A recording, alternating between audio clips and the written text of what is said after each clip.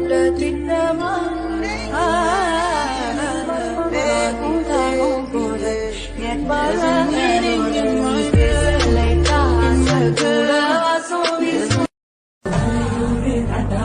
மனச காட்டு கூட்டாம ஒன்ன போல